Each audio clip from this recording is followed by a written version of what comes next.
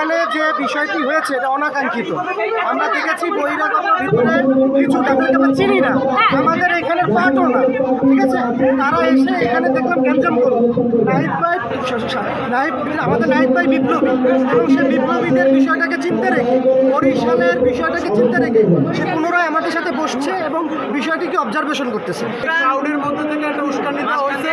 আমরা সাসপেক্ট করতেছি আমাদের দলের বাহির থেকে হয়তো কোনো একটা নির্দিষ্ট গ্রুপ এই কাজটা করছে, উস্কানি দিয়ে আমাদের ব্যক্তিগত যে আমাদের ইমেজটা এটা সংকটে ফেলানোর জন্য। নাহিদ ভাইয়ের বরিশাল আসা উপলক্ষে আমাদের যে একটা ভালো ইমেজ হওয়ার সুযোগ, সেই সুযোগটা যাতে আমরা হাতছাড়া করি, এই জন্য এটা উদ্দেশ্য প্রণোদিতভাবে করা হয়েছে বলে আমরা আপাতত মনে করি। পরবর্তীতে ইনভেস্টিগেশনের মাধ্যমে আশা করি আমরা এটা ফাইন্ড আউট করতে সমর্থ হবে ইনশাআল্লাহ। ইনশাআল্লাহ।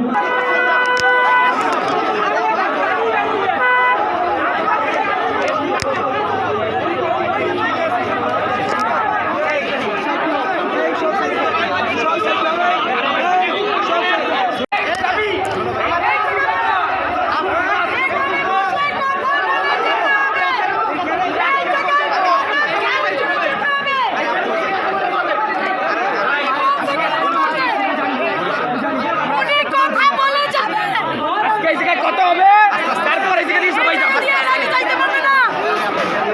কোনো শোনাশুনি নাই।